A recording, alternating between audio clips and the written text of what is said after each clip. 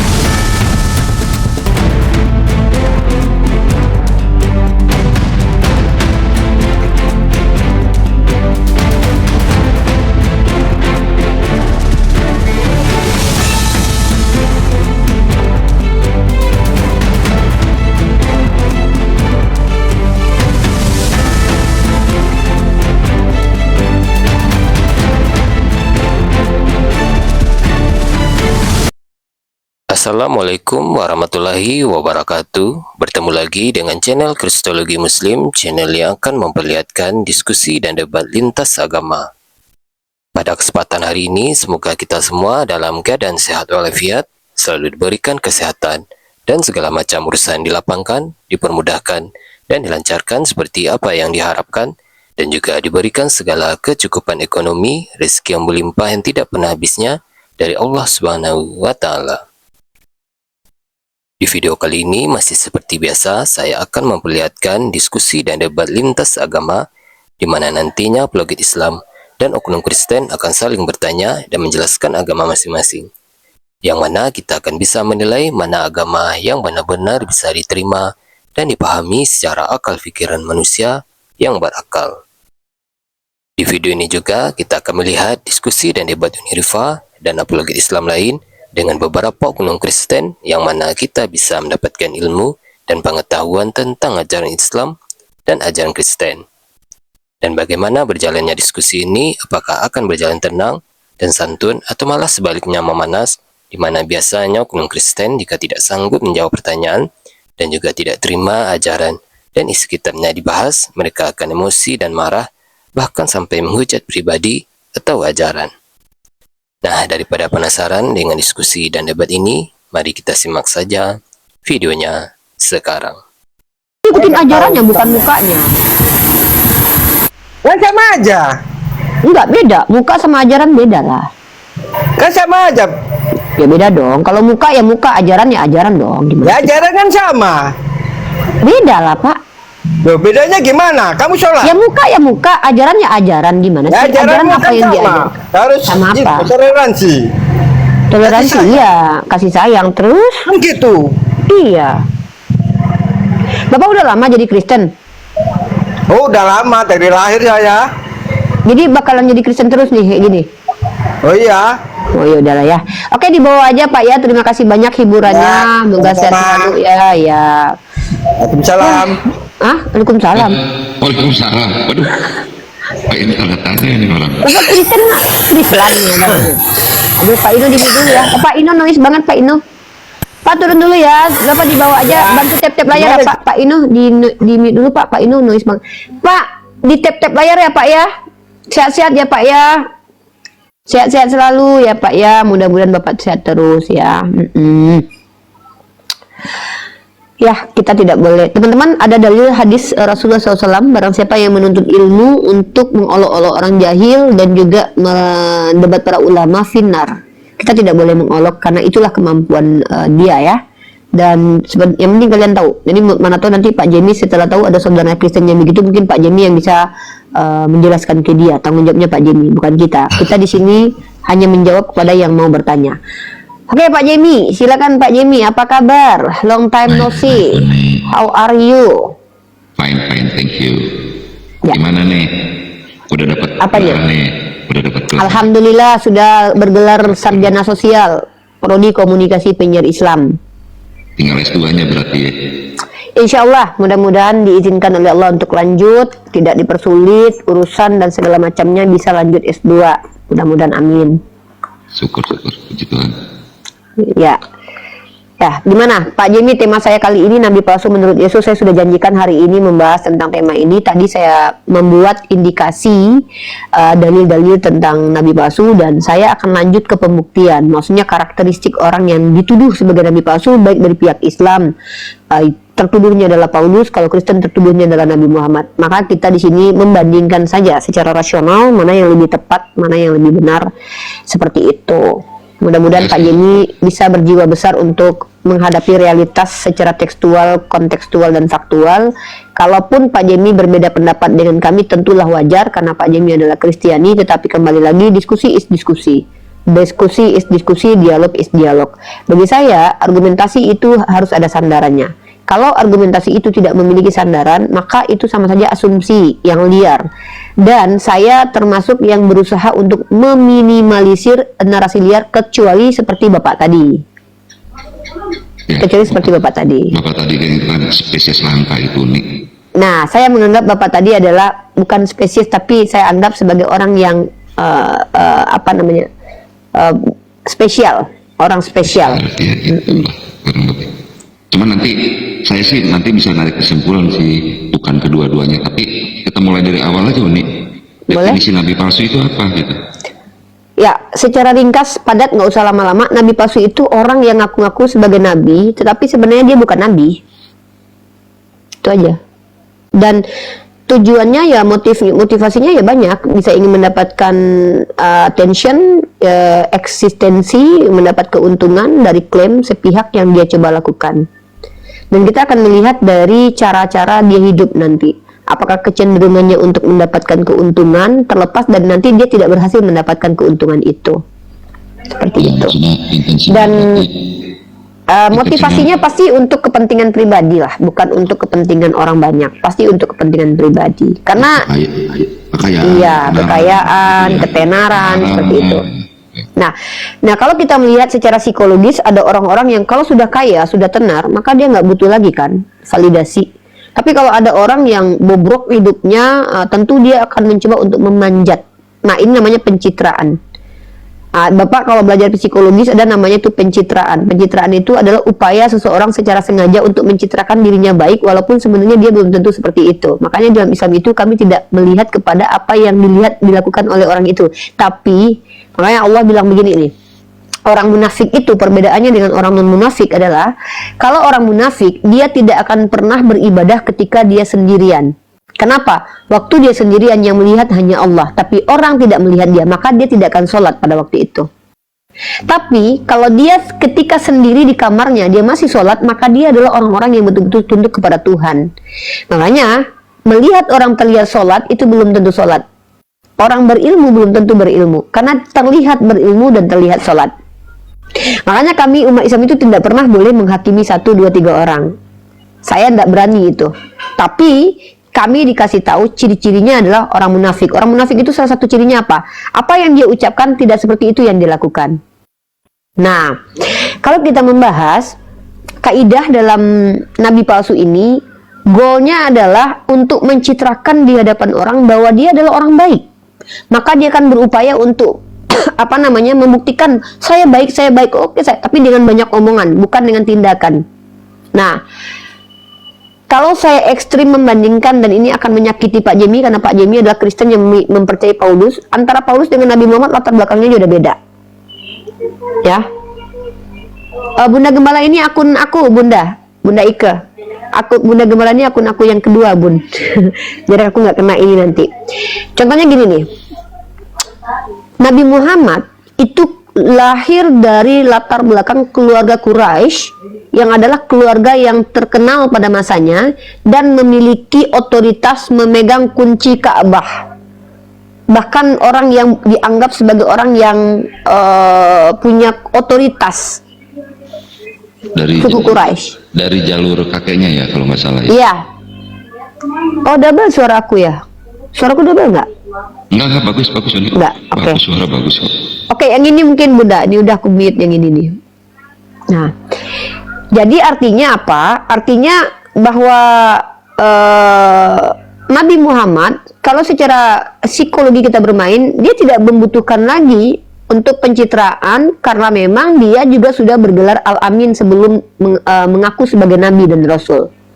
Jadi dia itu digelari sebagai Al-Amin karena dia pernah diberikan tanggung jawab untuk pada waktu itu meletakkan batu Hajar Aswad karena dia keturunan dari orang-orang Quraisy, tapi dia bersikap adil dengan mengizinkan orang lain untuk ikut serta. Artinya dia tidak melulu untuk dia aja, dan dia juga adalah orang yang dipuji oleh salah satu pengusaha yang adalah istrinya, namanya Sayyidah Khadijah, bahwa dia orang baik, makanya istrinya jatuh cinta kepada dia. Jadi orang-orang terdekatnya mengakui kebaikannya, termasuk paman-pamannya. Kalau kita lihat, paman-pamannya membenci dia ketika dia sudah mengaku sebagai Rasul, bukan ketika dia menjadi pribadi manusia yang biasa, menjalankan kehidupnya biasa. Jadi dia nggak butuh pencitraan secara psikologis. Karena dari kecil sudah Karena dia kelihatan baik gitu kan. Memang sudah baik dan dari sudah keluarga baik-baik lah istilahnya. Yes, betul sekali. Nah, yang kedua, kekayaan. Dia tidak butuh kekayaan karena istrinya kaya raya dan dia juga seorang yang bekerja. Paman-pamannya adalah saudagar-saudagar. Istrinya adalah pedagang kaya. Justru ketika dia menjadi nabi, dia memiskinkan diri dengan berbagi. Nah, jadi secara psikologis sulit untuk menuduh Nabi Muhammad sebagai nabi palsu kalau motivasinya untuk eksistensi dan juga dunia. Karena justru ketika dia panjang 23 tahun dia menjadi seorang nabi dan bahkan harta rampasan itu bisa dia miliki, ada satu riwayat mengatakan emas di dalam rumah dia itu tidak bisa lama-lama. Dia langsung buru-buru untuk bagikan kepada orang lain. Yang dia beli adalah barang-barang yang kepentingannya untuk berdakwah. Nah, artinya secara psikologis Pak Mr. Mongin di-mute dulu ya. Sulit untuk teman-teman kalau betul-betul mengikuti kaidah ilmiah menuduh nabi kami nabi palsu karena secara motivasi dia tidak ada kepentingan untuk pencitraan. Dia dari keluarga saudagar, keluarga kaya raya, istrinya Khadijah adalah orang kaya, dia juga seorang yang bekerja dan juga memiliki usaha karena dia memberikan nafkah dan kepada istrinya dan juga mahar yang juga tidak sedikit. Artinya buat apa lagi dia untuk memuliakan dirinya sendiri? Dan bahkan justru ruginya dia ketika menjadi seorang rasul adalah dia diboikot. Kalau dia hanya ingin untuk duniawi saja, tentu ketika dia diboikot dia akan berhenti pura-pura jadi rasul kalau dia nabi palsu. Tapi coba lihat, dia tidak peduli dengan itu, dia lanjutkan itu, kemudian dia bahkan ketika dia menjadi rasul, kalau dia pura-pura jadi rasul, justru dia rugi jadi rasul. Kenapa? Dia menjadi miskin, menjadi dibuang, bahkan diusir dari kampung halamannya. Nah, artinya tidak mungkin nabi saya secara psikologis masuk dalam kriteria orang yang menyamar menjadi rasul hanya untuk kepentingan pribadi. Sulit kalau main serea namanya. Dalam ranah hukum, nabi kami itu tidak akan terlihat secara sengaja untuk upaya mendapatkan keuntungan ketika jadi rasul. Nah, sekarang kita bahas Paulus. Paulus adalah orang yang dibenci oleh pengikut Yesus pada masanya. Tapi karena aku dia boleh motong nggak Umi? Oke, boleh boleh. motong ya sebentar ya. Kan saya juga tadi ada yang bilang bahwa Nabi Muhammad itu dituduh nabi palsu kan, mungkin oleh teman-teman saya yang lain kan. Tapi yang pasti dituduh penyihir, iya. Artinya orang-orang yang menuduh dia penyihir menyaksikan sesuatu yang supranatural yang pernah dia lakukan. ya intinya mah teman-teman saya lah atau kalangan saya lah menuduh seperti itu kan. Ya, kalangan Kristen memang. Tapi kan tidak semua. Saya kan nggak pernah mengatakan sama sekali selama Uni kenal dengan saya atau saya di komal-komal lain juga nggak pernah mengatakan seperti itu kalau diperhatikan. Justru Pak Jadi- Jemi mengkhianati kekristenan kalau tidak Nah, mengatakan itu hubungan Nabi. bukan seperti itu. Itu kan pandangan subjektif orang, karena kita punya Alkitab itu tidak pernah membicarakan Nabi, pandangan subjektif. Dan gereja kami pun, terutama gereja saya, tidak pernah mengatakan hal-hal seperti itu sama sekali. Semenjak saya lahir, Pak Jimmy sampai saya Katolik detik ini, kan? Katolik ya. Nah, kalau Katolik ini konsili terakhir itu memang mengatakan kami ini penyembah Tuhannya Abraham.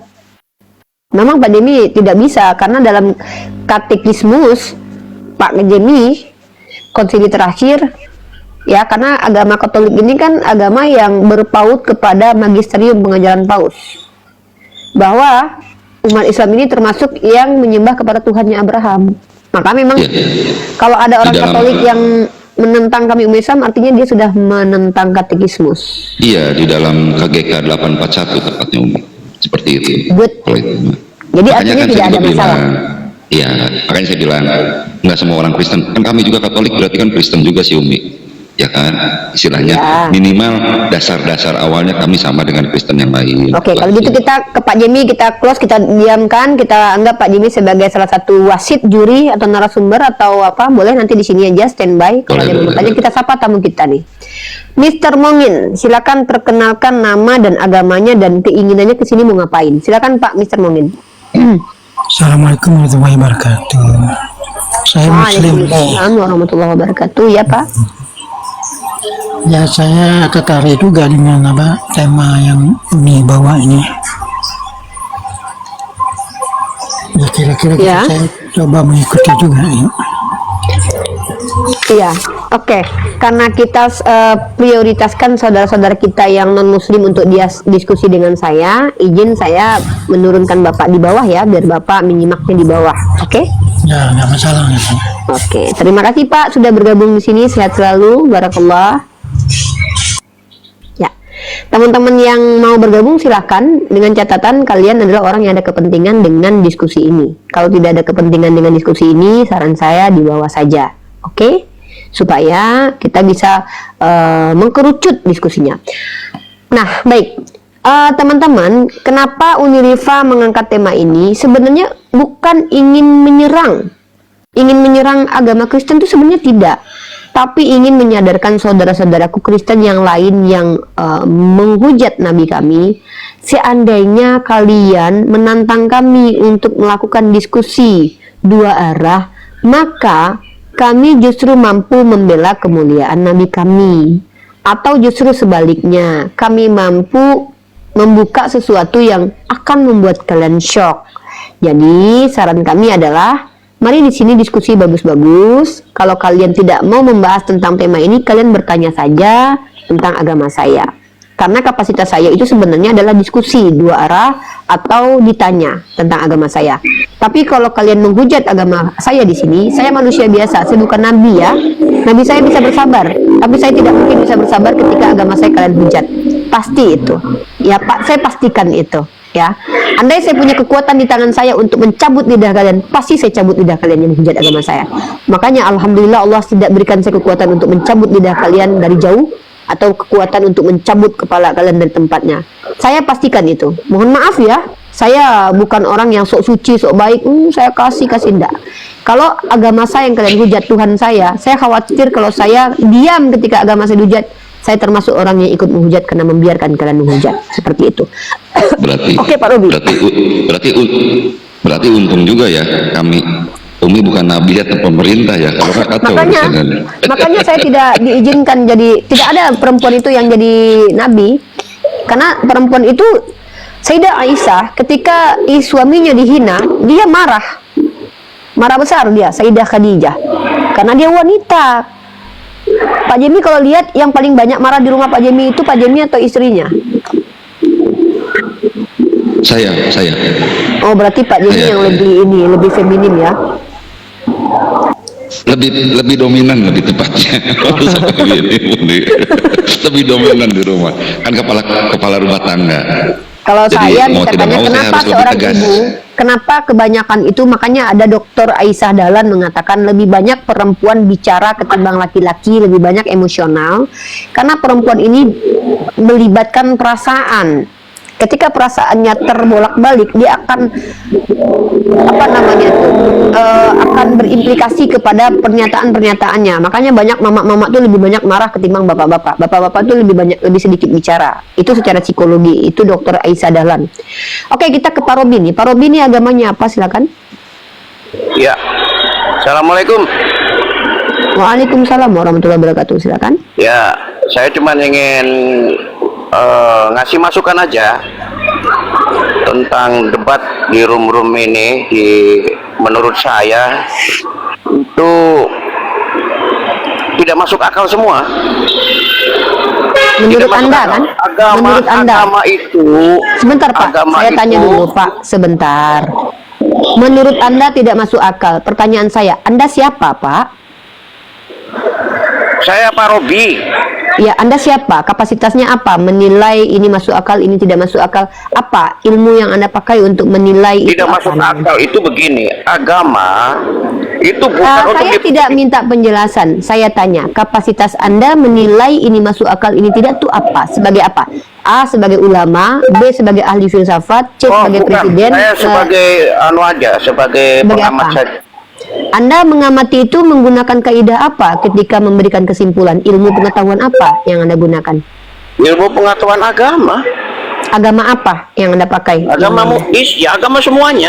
Ya, maksudnya agama semua, maksudnya gimana nih? Begini, saya muslim dulu. Saya Sekarang sebenarnya tidak peduli dengan Anda. Yang saya tanya itu kapasitas. Jadi gini Pak ya, bicara di koma saya ini, kalau ingin memberikan penilaian, masukan dan juga interupsi ataupun intervensi harus jelas loh Pak. Karena saya tidak menerima intervensi dan masukan dari orang yang tidak jelas. Kenapa saya harus dengarkan? Makanya saya tanya, Anda ketika memberikan masukan di koma saya sebagai siapa? Sebagai Pak Robi. Robi ini siapa? Ulama? Seorang guru? Seorang ahli? Kalau orang biasa kenapa saya harus dengarkan? Apalagi Anda adalah orang murtad. Kalau Anda tidak punya ilmu sama sekali, lalu Anda berani-beraninya menilai orang yang sudah belajar, kenapa saya harus dengarkan? Ini loh Pak. Karena saya bukan orang yang hidup untuk menjalankan apa yang Anda mau. Di sini apa yang terjadi di sini maunya saya. Maunya saya adalah orang naik ke sini bertanya tentang agama saya, bukan mengintervensi atau memberi masukan, tapi dia bukan siapa-siapa dan tidak mengerti apa-apa. Oh, ya Anda udah. memberikan penilaian, ini tidak masuk akal, itu tidak masuk akal. Pertanyaan saya, Anda punya akal nggak? Loh, begini saya maksud itu. Loh. Saya ingin masukan bahwa Pak, agama itu saya sudah mengatakan berkali-kali, yang berhak memberikan insight dan mengintervensi dan mengajari saya harus lebih berilmu daripada saya. Makanya saya tanya, Anda ketika memberi masukan dan mengatakan debat lintas agama tidak masuk akal, pertanyaannya Anda punya akal nggak Pak? Jangan-jangan wajar tidak masuk akal menurut Anda, karena akal sendiri Anda tidak punya. Macam mana Anda bisa mengatakan air itu tidak masuk botol menurut saya? Ya wajar, karena Anda tidak punya botolnya. Kan gitu pertanyaannya, Anda punya akal nggak? Ya, saya punya akal, makanya Oke, saya coba jelaskan kepada saya. Jelaskan kepada saya Ya, begini. dengan masuk akal bahwa Anda punya akal. Coba, saya tunggu itu. Bagaimana cara menjelaskan tidak kepada masuk saya? akalnya itu agama. Keyakinan Saya itu lagi tidak bisa. tanya caranya apa. Saya tidak nanya itu. Saya lagi tanya, Anda punya akal nggak? Anda bilang punya. Jelaskan kepada saya dengan masuk akal bahwa Anda punya akal. Silakan. Begini, yang menurut saya tidak masuk akal itu, keyakinan itu tidak bisa Yang saya diperdebatkan. tanya itu bukan itu. Masalah keyakinan itu bukan urusan Anda, Pak Jemi. Saya tuh punya keyakinan sendiri-sendiri, nggak ada urusan dengan Anda. Yang saya tanya, ketika Anda bilang debat lintas agama tidak masuk akal, saya tanya Anda punya akal nggak? Punya. Coba Anda jelaskan dan buktikan kepada saya secara akal bahwa Anda punya akal. Silakan Robi. Secara akal punya akal bagaimana? Nah, Saya sulit kan Pak? Makanya Ya, saya ini Pak, kan ngomong kan kalau tidak akal, saya Bapak, jelaskan. maaf, saya tidak mau merendahkan manusia manapun di sini. Kalau ini saran saya Pak, Sayyidina Ali bin Abi Thalib mengajarkan kepada kami umat Islam begini Pak. Kalau bicara itu Pak, dahulukan pikiran, baru lisan. Jangan bibir dulu, baru mikirnya belakangan. Ya, kalau kita mau bicara, pikir dulu. Ini ngerti nggak saya nih? Kalau tidak mengerti dengan apa yang diucapkan, diam itu adalah emas. Serius. Gitu ya? Oke. Ada lagi Pak, saya di sini mending ditanya aja Pak. Bapak tidak berhak untuk memberikan saran karena Bapak itu tidak aja. mengerti Saya dengan cuma apa yang itu aja Bapak penilaian saya bahwa lintas agama ini berdebat itu tidak masuk akal soalnya. Iya, karena Anda tidak punya akal, Soalnya wajar. apa? Begini, soalnya semua Saya yang nggak peduli dengan itu. Kami nggak perlu dengarkan itu. Itu kan menurut Bapak. Lagi pula tidak Bapak akan kan ketemu semuanya karena Ya, kita itu lagi nggak mau mempertemukan kok. Siapa yang mau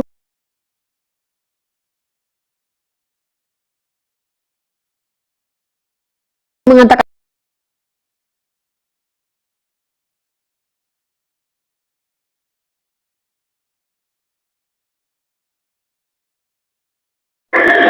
Oke, kalau Bapak tidak mau menonton diskusi lintas agama, jangan Bapak naik. Bapak yang pergi dari sini, bukan kami yang harus berhenti ya. Begitu. Argo sana Pak. Iya, Bapak nonton Pargoy. Pak, yang boleh mengintervensi saya nih orangnya Pak ya. Ini baru dia, kalau dia suruh saya tutup saya nih Pak. Tapi kalau Bapak nggak berhak. Tapi kalau Mesiah yang suruh saya tutup nih. Tutup katanya, tutup saya nih. Tapi kalau Bapak Malu nggak lah, berhak, sudah Pak. tua nggak punya akal, mau kasih masukin akal orang lain kan sayang tuh. Dengan Hanya saya Carlos bilang, wajar menurut Bapak ini debat lintas agama tidak masuk akal karena Bapak ini nggak punya akal. iso ae lek ngomong. tahu. Ini Tahu. saya dengar ya antara Edis TV sama ini, wah sama-sama menghujat, sama-sama merendahkan. Disitulah yang dimasuk akalnya. Ini room siapa Pak? Ini room saya atau room Edis TV?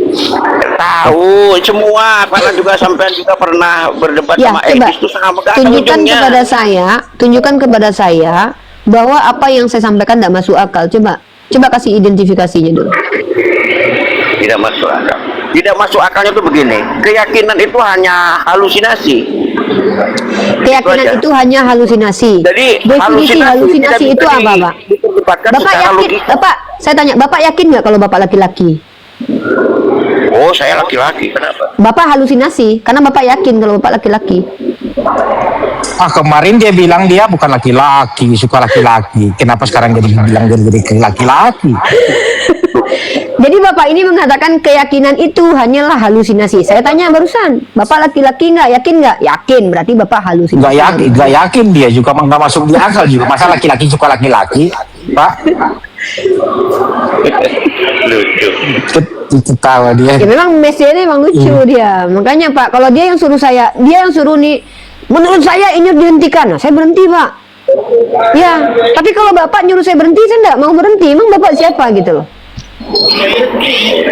Gitu Pak. Jadi kalau mau ngatur orang lain, Pak, minimal Bapak menjadi sesuatu buat orang itu. Tapi saya nggak kenal Bapak. Saya nggak tahu utangnya Bapak banyak ya? siapa. Iya, mungkin Bapak utangnya banyak ini. Kasihan dia, nggak bisa Mungkin ngatur kita dirinya, dia ngobrol. ngatur orang dia. Kita coba ngobrol dengan Pak Robin ya. Saya mau tanya sama Bapak, Tuhan Bapak siapa? Tidak ada. Tidak ada. Tidak ada. Ya, Bapak berarti boleh meniduri ibu Bapak. Kenapa? Bapak boleh tidur berhubungan intim dengan ibu Bapak, boleh berarti ya? Gila itu. Loh, Nah, kok gila? inilah yang Siapa tidak yang masuk bilang akal gitu? itu begini. Makanya Jadi saya bukan tanya, berarti tidak punya siapa Tuhan yang itu melarang? kita melakukan hal Siapa tidak yang benar. melarang Bapak meniduri ibu Bapak? Siapa yang melarang? Kalau kami Tuhan kami Pak yang melarang. Kalau Bapak siapa yang melarang? Kenapa? Siapa yang mengatakan tidak boleh meniduri istri Bapak? Kalau Bapak mau tiduri kalau Bapak mau berhubungan intim dengan ibu Bapak, kalau Bapak mau dan ibu Bapak mau, siapa yang melarangnya? Oh, itu kan sudah ada pernikahan. Sudah ya pernikahan. Saya tanya nih, Bapak mau Bapak menikah kayak enggak? Yang nyuruh Bapak nikah siapa? Yang nyuruh Bapak nikah siapa? Kenapa Bapak nikah? Siapa yang nyuruh Bapak nikah? Bapak nggak punya Tuhan? Tidak ada. Saya Lah, hanya ngapain mengikuti Bapak nikah? dari Ngapain Bapak nikah? Berarti Bapak munafik. Ngakunya tidak punya Tuhan tapi mengikuti prosedur agama tertentu. Ini namanya munafik, Pak. Lebih baik Bapak ini nggak usah nikah, Pak. Karena pernikahan itu adalah struktur atau gagasan dalam agama. Loh, tentang aturan pernikahan tidak harus dengan agama. Sudah saya tanya. Pemerintah pun bisa. Saya tanya, pemerintah mengatur menikah seperti apa? Saya kebetulan dari keluarga Muslim, ya dengan Saya acara Muslim. nggak loh, kenapa ngikutin Muslim? Katanya ngikutin pemerintah. Katanya nggak tahu punya malu. agama. Katanya nggak punya Tuhan, Berarti nggak tahu Bapak malu.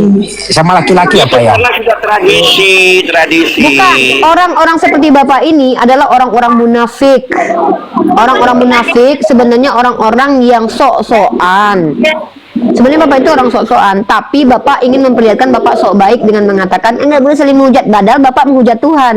Bapak sok-sok bilang si Edis menghujat sini menghujat. Bapak lebih menghujat daripada si Edis. Itu bagi orang Lebih yang parah. bertuhan Bukan. menghujat. Bukan, Pak, bukan, berarti Pak. tidak bertuhan Dengar ya. menghujat Tuhan, keliru Anda. Definisi menghujat dalam perspektif agama adalah menyelewengkan agama tertentu. Dan Anda melecehkan agama tertentu. Anda ngaku nggak punya Tuhan, tapi pakai adat pakai syariatnya Islam. Berarti kan nggak tahu malu itu namanya. Ya ngapain malu? Karena memang Apa? itu sudah Loh, tradisi. memang orang-orang seperti Anda nggak punya rasa malu, makanya saya katakan Anda telanjang bulat keluar, Anda nggak masalah karena Anda nggak punya rasa malu. Bukan berarti Yang mengajarkan orang kami punya tidak malu itu agama kami, Pak. Dengarkan baik-baik ya. Yang mengajarkan kami punya malu itu agama kami. Karena Bapak tidak punya agama, maka Bapak kalau seandainya tidak pakai koteka sama sekali, Bapak perlihatkan tubuh Bapak semuanya dan Bapak tidur bersama ibu Bapak kandung, nggak masalah karena nggak ada larangannya. Inilah kenapa orang yang tidak beragama ini mengerikan hidupnya. Tidak ada bedanya dengan hewan. Perbedaan kita dengan hewan, Bapak dengan monyet sama-sama punya bulu. Bulu monyet lebih panjang, bulu Bapak sedikit. Sama-sama punya kulit, matanya dua sama. Tetapi yang membedakan Bapak dengan monyet adalah akal dan hati nurani dan aturan. Nah, akal Bapak nggak punya, hati nurani juga nggak punya. Sekarang Bapak nggak punya aturan. Berarti Bapak udah nggak beda dengan hewan ternak atau monyet. Makanya lebih baik jadi Kristen ketimbang jadi orang seperti Bapak nih. Kristen, dia jujur dengan dirinya bahwa dia menolak Allah. Bapak, saya nggak punya Tuhan, tapi pakai syariat Islam menikah. Bapak jauh lebih keji daripada kaum kafir. Kaum kafir itu terang-terangan, jadi kami nampak, oh jelas kami tidak akan terganggu. Kalau Bapak kan terlihat Islami, nikah pakai acara Islam, tapi nggak punya Tuhan. Bapak lebih keji daripada mereka. Karena Bapak masuk dalam klasifikasi munafik. Di Islam, orang yang lebih dulu masuk neraka itu bukan orang Kristen, Pak, tapi orang yang mengaku beragama tapi dia munafik. Bapak ngakunya nggak punya Tuhan tapi malah mengikuti tradisi agama tertentu. Kan lucu itu. Itu namanya munafik. Lebih ngeri daripada oten. Saya lebih memuliakan Pak Jemi daripada Anda. ngikutin tradisi aja. Kalau nggak ngikutin gimana nanti? Nah itu kenapa? Ya makanya Anda ini kan munafik, nggak punya Loh. Tuhan, nggak konsisten. Katanya nggak punya Tuhan, tapi malah ngikutin agama tertentu. Ini namanya munafikun. Orang yang tidak konsisten dengan omongannya. Kalau nggak punya Tuhan ya nggak usah nikah. Kenapa? Nikah itu tradisi dari agama tertentu, bukan dari Keliru, negara. Anda. Negara mengambil tradisi agama tertentu. Ngapain nikah Anda? Itu Udah Anda kekayaan. berkelamin aja, berkelamin Itu, aja dengan istri itu. Anda. Udah dulu.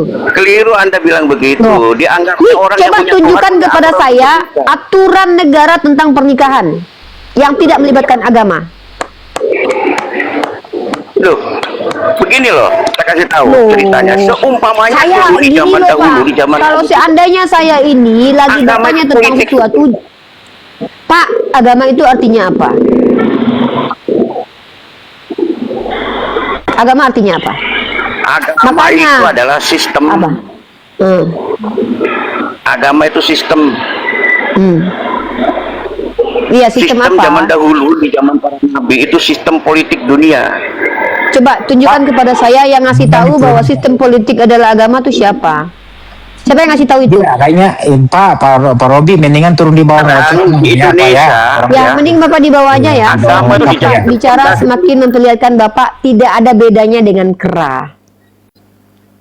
Ya, serius, saya nggak mau merendahkan orang, tapi kera itu bedanya dengan kita dalam ilmu mantik dan ilmu filsafat. Manusia itu adalah hayawanun natik. Apa maksudnya? Hewan yang berpikir. Kita nih masuk ke dalam klasifikasi hewan. Jadi kalau kalian tahu ordo, klasifikasi dalam biologi itu ada namanya plantae. Plant artinya tumbuh-tumbuhan dan hewan, mamalia misalnya. Nanti ada namanya amuba. Nah, kita manusia ini masuk dalam klasifikasi hewan. Perbedaan kita dengan hewan adalah kita berpikir dan punya empati. Hewan tidak punya empati dan tidak punya pikiran, tapi punya insting. Nah, tapi Bapak tadi sudah kehilangan semuanya. Dan yang membedakan kita dengan hewan, kita punya aturan, yaitu agama. Hewan tidak punya ketiganya, tidak punya daya berpikir yang disebut dengan akal. Bahkan ada hewan yang cerdas loh, tapi ya bukan seperti manusia. bisa menyelesaikan permasalahan. Nah, dan hewan juga punya insting, dia tidak akan biarkan anaknya digigit hewan lain, dia akan bantu itu. Tapi itu insting. Kalau manusia namanya empati. Apa itu empati? Empati itu apa yang muncul dari jantung kita. Saya dulu bilangnya hati, sebenarnya itu jantung, karena jantunglah yang memiliki saraf neuron itu, bukan hati. Hati itu justru di situ tempat proses apa ya, perubahan makanan atau apalah secara medis. Nah, sementara manusia itu punya kognitif. Ada namanya korteks kita di sini. Korteks kita itu yang kita mendapatkan stimulus. Stimulus itu apa yang masuk ke dalam telinga dan mata, lalu diproses sama kognitif kita. Ini namanya ketika kita berpikir, ya, baru keluar menjadi persepsi. Pelajari itu ranah psikologis tuh. Nah, tapi orang seperti Pak ini sudah menghilangkan semuanya. Artinya dia udah nggak beda lagi dengan kera. Bahkan mungkin kera lebih tinggi karena bahkan kera ada EQ-nya itu. Makanya saya bilang, hati-hatilah kalian manusia. Hargailah apa yang diberikan Tuhan kepada kalian. Hal yang wajib kita hargai adalah akal. Makanya syariat. Dalam bab Muqasid Syariat, mata kuliah yang pernah saya ambil di PAI dulu, Muqasid Syariat adalah guna syariat untuk kita. Pertama, menjaga akal. Makanya di dalam syariat itu, yang boleh dinikahi adalah yang bukan mahram. Supaya akal kita nih secara akal. Kemudian menjaga nasab. Kemudian menjaga harta. Menjaga jiwa. Itulah gunanya syariat. Tapi hukum-hukum ini, kalau agamanya benar, maka hukum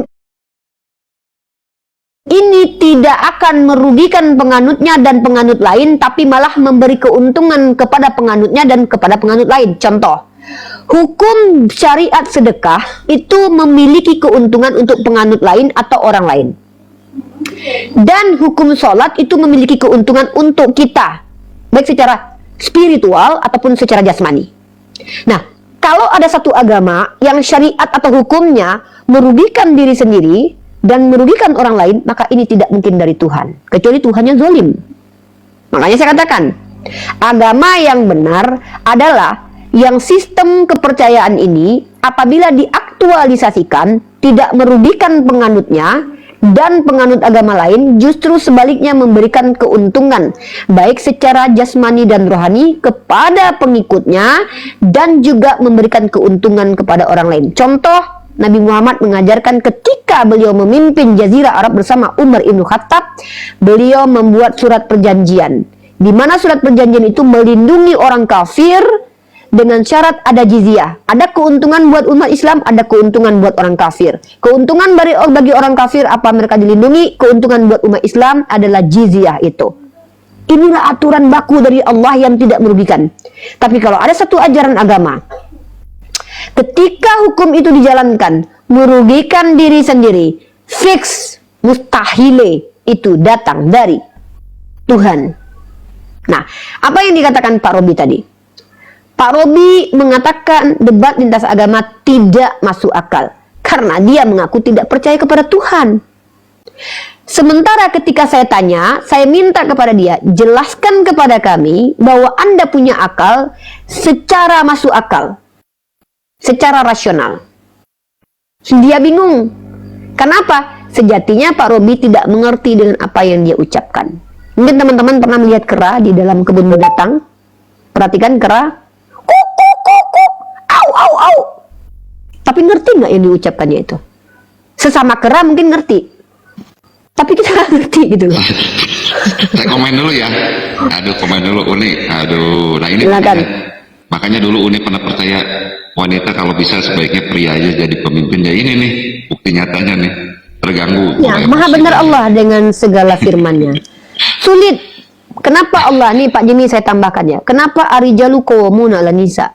Perbedaan yang mendasar antara pria normal, saya bicara pria normal ya Pak Jimmy, karena banyak pria yang nggak normal loh. Pria normal itu secara psikologis mereka lebih mengutamakan berpikir secara rasional. Mereka lebih menekan perasaan. Makanya kalau ada laki-laki baperan tuh bingung saya itu, feminim sekali. Tapi kalau perempuan, dia lebih mengedepankan perasaan ketimbang rasio. Makanya misalnya nih, Seorang ibu rela menjual ginjal demi anaknya nonton konser.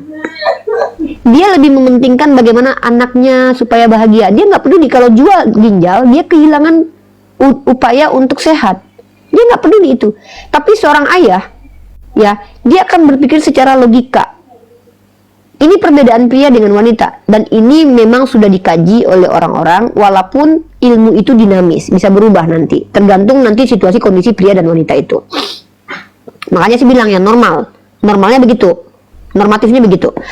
Nah, jadi makanya kalau ada yang mengatakan kenapa perempuan itu tidak bisa menjadi pemimpin tertinggi, Rasulullah katakan dalam hadis, akan rusak suatu negara ketika perempuan menjadi pemimpin tertinggi. Saya punya hadisnya itu, tapi itu Bu, saya lihat hadis apa itu ya. Tidak bagus. Karena arijalu qawwamuna 'ala nisa. Perempuan gampang ke-trigger, ya. Perempuan gampang ke-trigger dan melulu sering menggunakan perasaan. Udah dicontohin Mbak. Nah, sehebat apapun perempuan, ini saya ceritakan nih. Manusia pertama dalam sejarah riwayat Islam namanya adalah Sayyidah Hawa. Sudah jelas-jelas tidak ada perempuan lain di sisinya, tapi dia masih cemburu kepada Nabi Adam. Bayangkan, Sayyidah Aisyah. Sudah jelas-jelas Sayyidah Khadijah sudah wafat. Nih ya, ini perhatikan baik-baik. Ummul Mukminin ini wanita tercerdas loh. Sudah jelas-jelas Sayyidah Khadijah sudah wafat, beliau masih cemburu dalam artian positif. Karena Rasulullah sering menyebutkan. Jadi artinya apa? Inilah kami perempuan.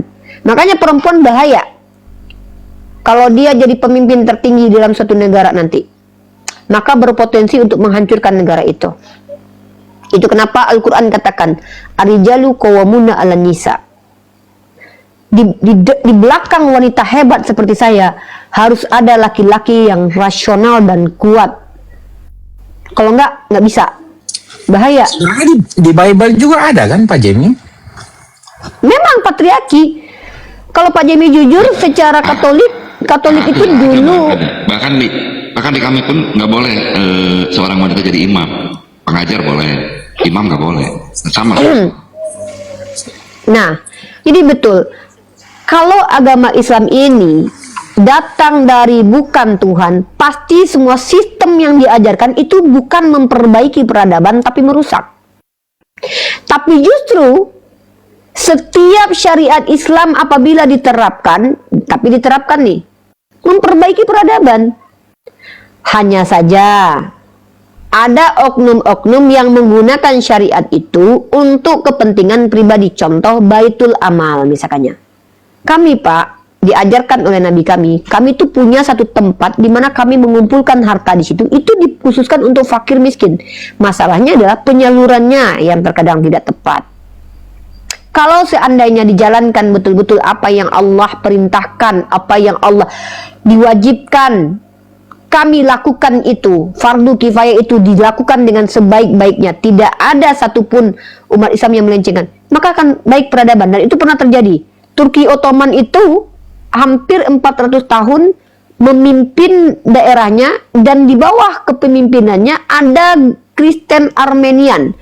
Sampai pada waktu ada ketegangan antara Rusia dan Turki Ottoman, muncul paham nasionalis dari kalangan muda Turki yang kemudian bentrok dengan Kristen Armenian yang berpihak kepada Rusia. Akhirnya dihabisi nyawa beberapa orang Kristen Armenian, dan mereka, orang-orang Eropa, Amerika mengatakan itu genosida, tapi Israel dan orang Turki sendiri, Erdogan, tidak mengakui itu genosida. Kenapa? Di pihak Turki juga ada korban jiwa. Artinya seperti bertengkar.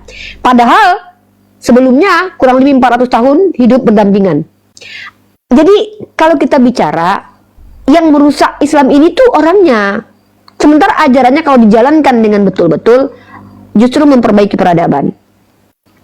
Kita lihat bagaimana peradaban di Andalusia, Maroko. Karena kami diwajibkan untuk belajar. Kalau diterapkan dengan sebaik-baiknya, maka insya Allah.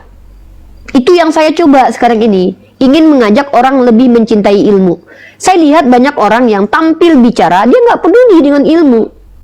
Dia pikir cukup membaca satu buku, udah. Tidak, di Islam itu al-isnad minad-din. Apa maksudnya? Sandaran kita itu ulama itu penting.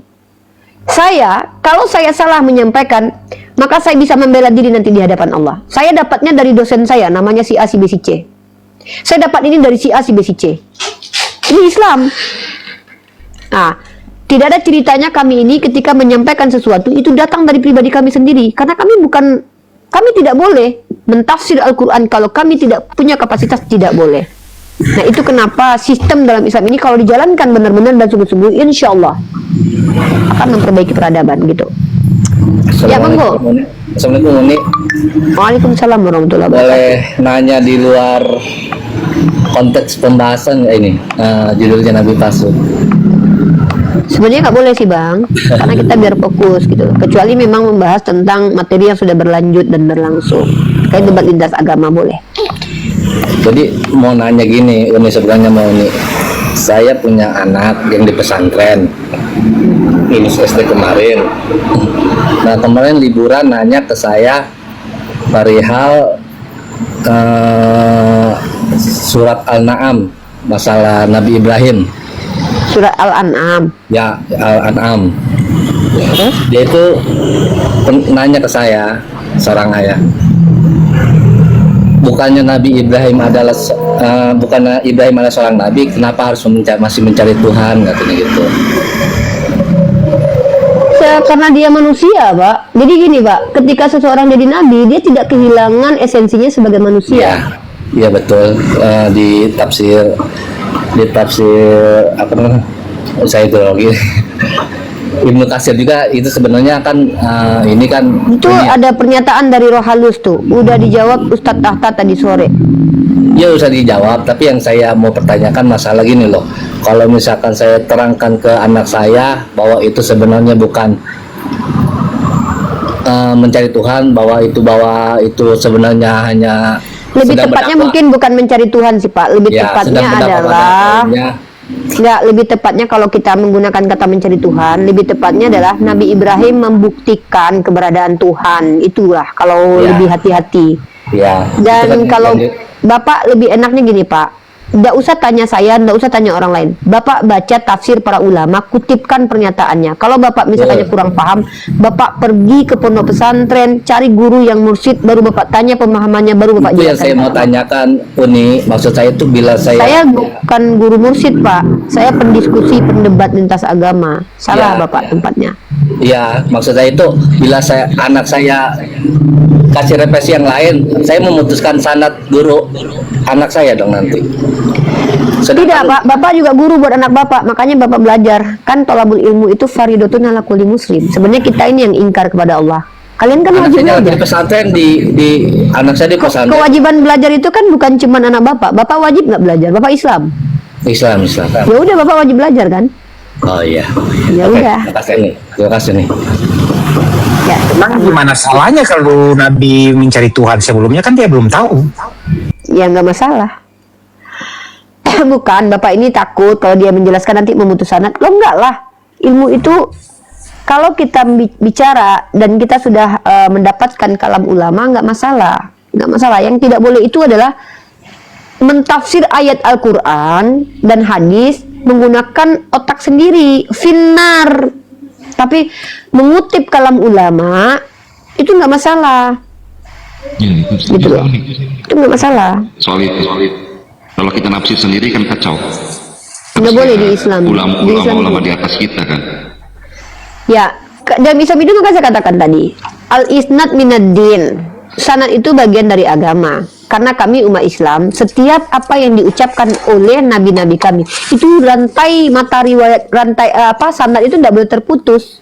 Bahkan sudah ada pun sanadnya, tapi kalau ternyata ilmu rijalnya bermasalah, orangnya bermasalah, tetap akan menjadi doif.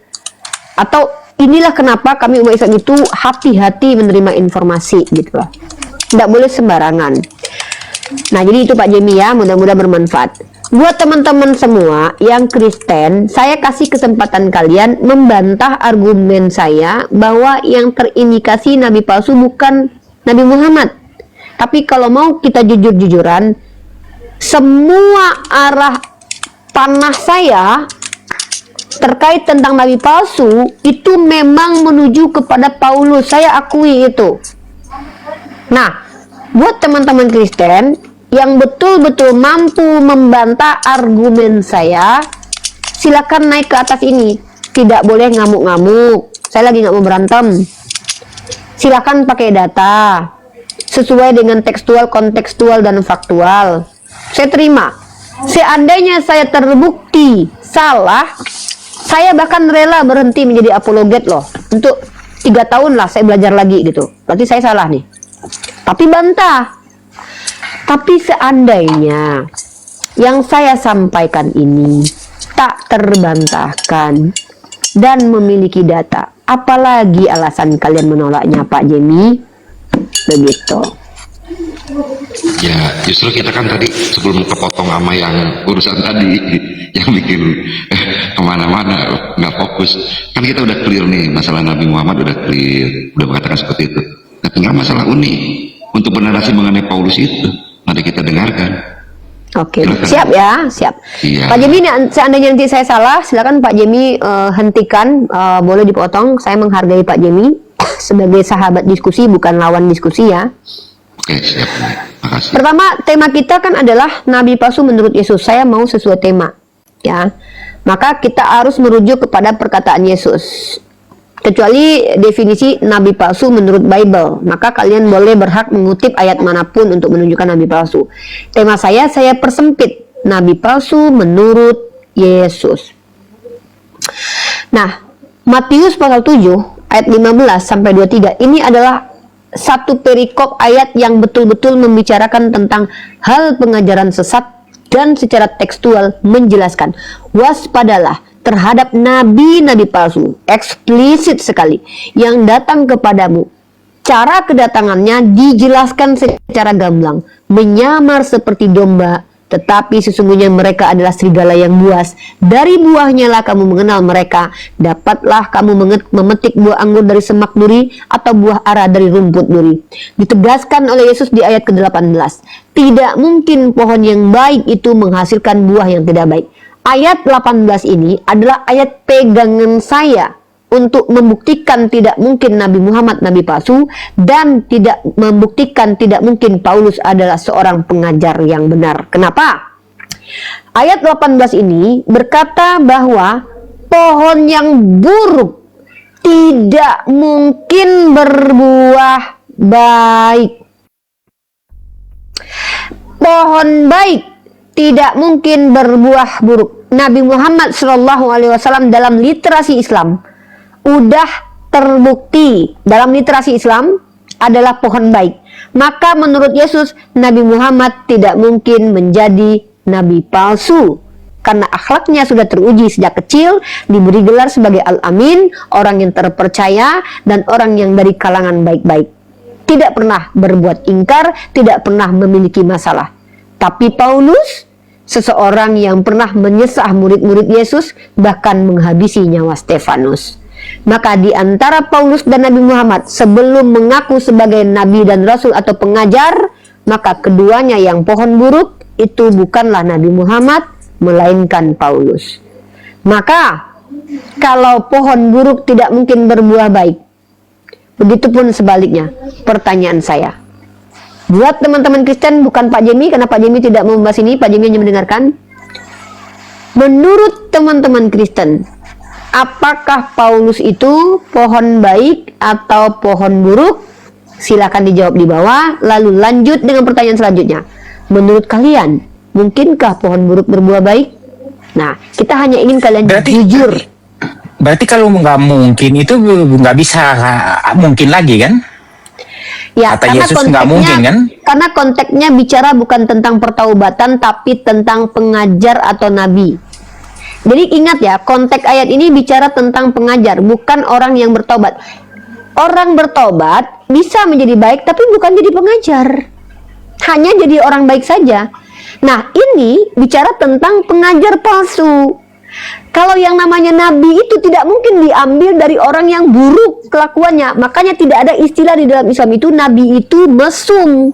Nabi itu maksum. Apa maksudnya?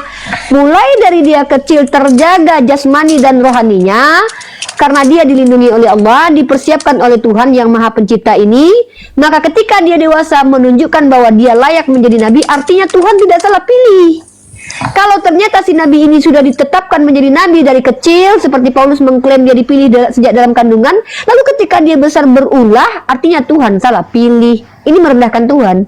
Makanya dalam Islam itu seluruh nabi itu maksum, bukan mesum. Tapi yang terjadi, saudara-saudara kita Kristiani justru sering sekali menuduh Nabi Muhammad mesum, walaupun pembuktiannya mereka tidak bisa buktikan. Sering saya tanya, tunjukkan kepada saya moralitas Nabi Muhammad yang tercela itu mana?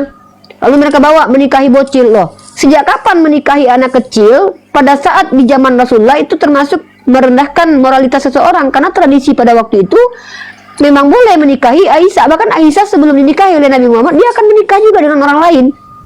Nah, mereka tidak belajar antropologi, ilmu tentang antropos, tentang manusia.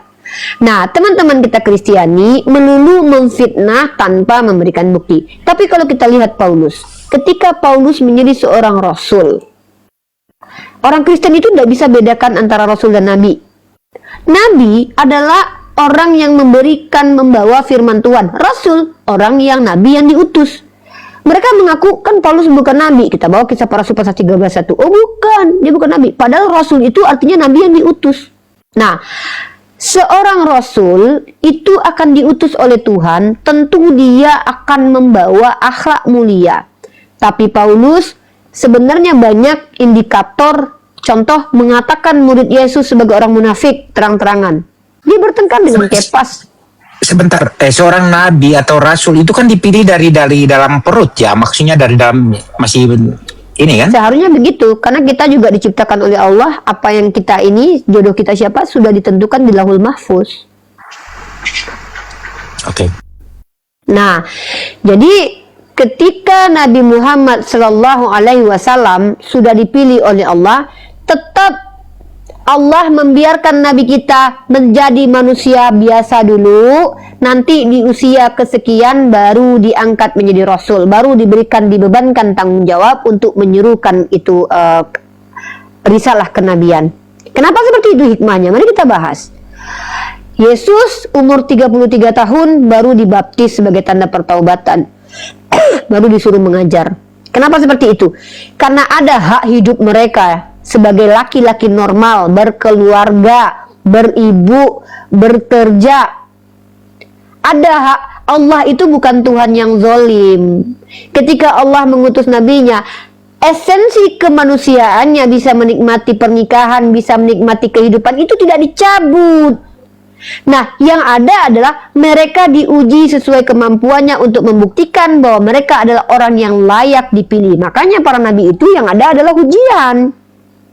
Makanya para alim ulama yang benar-benar alim ulama itu hidupnya penuh dengan ujian. Kenapa?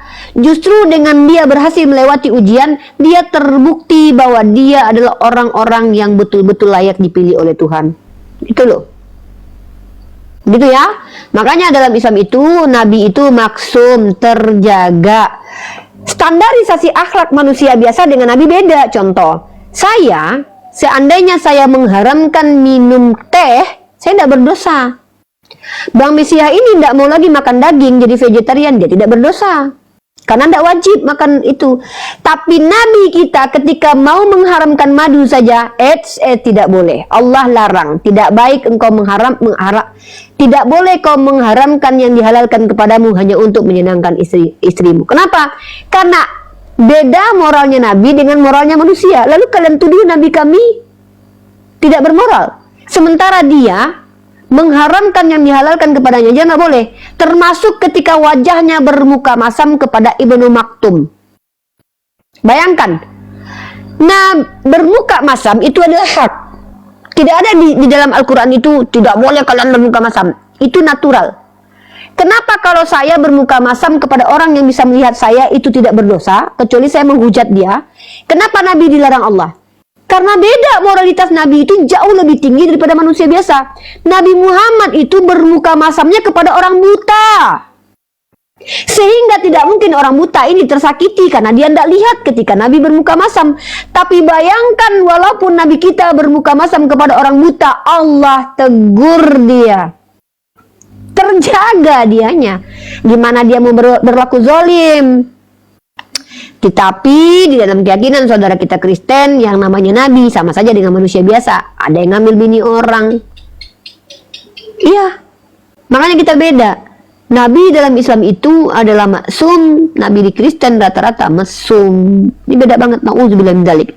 Dan saya tidak terima tuduhan terhadap Nabi Daud ngambil istri orang. Tidak. Nabi Daud itu adalah salah satu orang yang pernah mengajarkan namanya puasa Daud. Kalian tahu nggak puasa Daud itu apa? Puasa Daud itu beda dengan puasa kita. Puasa Daud itu 1 hari puasa, 1 hari berbuka. Bayangkan seorang Daud alaihi salam yang mampu menahan syahwatnya makan dan seksualnya 1 hari dituduh mengambil istri orang. Bayangkan, seolah-olah Tuhan ketika memilih orang itu salah pilihannya. Masa saya manusia biasa, kalau saya nanti jadi guru atau dosen, saya akan pilih ketua kelasnya adalah orang yang paling pintar, paling ganteng, yang nggak jarang, yang nggak telat. Saya aja manusia bisa mencari indikator-indikator mana yang layak. Masa Tuhan gagal? Nah, dengan percaya bahwa nabi-nabi itu mesum dan banyak dosa, sama saja mengatakan Tuhan tidak bisa memilih mana yang menjadi utusannya. Sama saja seperti itu. Melecehkan Tuhan. Tapi teman-teman Kristen kita tidak sadar dengan hal itu. Karena doktrin mereka tertanam di otak mereka bahwa tidak ada satupun manusia yang tidak berdosa kecuali Yesus. Even Yesus pun dikatakan dosa dan terkutuk. Itulah perbedaan kita. Ya, Nah, makanya aku mau tanya nih, boleh ya? silakan. Tapi memang perbedaan Nabi sama Rasul dalam Muslim dan Kristen itu emang beda jauh nih. Karena begini, Beda, beda kan? Kita udah tahu definisinya. Karena kan kalau orang Muslim itu kan bicara Nabi itu pasti utusan Allah, dia bisa bernubuat, dia bisa mengadakan hijab. Kalau Rasul itu kan utusan Allah juga yang Nabi, tapi dia bedanya ini Pak. Bentar Pak, Nabi itu tidak diwajibkan untuk datang ke satu kaum untuk mengajar, tapi dia adalah menjadi manusia-manusia yang menjadi pilihan, standarisasi manusia sempurna gitu loh. Bahwa ternyata dengan adanya bukti Nabi ribuan orang ini, terbukti bahwa makhluk Allah yang bernama manusia ini adalah makhluk yang sempurna sebenarnya. Terbukti dengan adanya nabi-nabi yang terjaga. Rasul itu adalah nabi yang diutus. Jadi setiap nabi belum tentu rasul, setiap rasul pasti nabi. Iya, karena Rasul itu pasti membawa risalah, bawa syariat sendiri kan. Nah, beda dengan di kami. Kalau di kami nabi itu Tuhan, utusan Tuhan, dia bernubuat, mengadakan hijab. Tapi kalau nama Rasul itu di kami itu, ya namanya Rasul itu orang yang diutus untuk menyebarkan kekristenan. Ya, contohnya seperti Rasul Paulus, Rasul Yohanes gitu. Nah, itu namanya ini Pak. Itu namanya adalah sebentar. Rasul itu diutus Tuhan, Pak. Diutus oleh Yesus, Pak. Bukan Tuhan. Iya, karena di Kristen Yesus itu Tuhan, ya berarti diutus Tuhan sih. Tapi intinya diutus oleh subjek pribadi kedua lah. Gitu, ya itu. Nah, inilah yang disebut dengan umat Kristiani mengambil diksi agama lain lalu menyelewengkan maknanya. Iya, mungkin beda makna itu. Kalau saya nggak tahu kalau istilah Rasul itu dalam bahasa Arab, mungkin ada benarnya, saya nggak hafal. Tapi yang pasti definisi kita mengenai Rasul itu agak berbeda. Kalau definisi Nabi Ya. sama itu aja. Jadi kalau akar kata setiap bahasa Al-Quran itu pasti ada akar katanya. Ada yang tidak punya akar kata, ada yang punya akar kata. Ada salah satu kata yang tidak pernah diperdengarkan sama sekali, mungkin seperti aras gitu. Kenapa? Ya karena memang tidak ada di dunia ini aras kecuali aras gitu. Ada sama seperti kata Allah. Kata Allah itu tidak pernah ada ya kecuali untuk Allah. Jadi tidak ada asal muasal katanya. Kenapa? Ya hanya untuk Allah saja gitu loh. Jadi kalau kita bicara tentang kata kafir, kafara, itu mengambil diksi yang secara esensi maknanya menutup misalnya. Maka orang-orang yang tidak percaya kepada Nabi Muhammad diistilahkan dengan orang kafir. Akar katanya dari kata kafara tuh. Sebentar, Ya, karena sebelum masuk ke situ, Rasul itu yang diutus sama Tuhan. Jadi Yesus dia dalam hal ini dia makan kalimatnya, dia tidak mungkin pohon buruk berbuat baik. Nah, kan? itu Kenapa dia.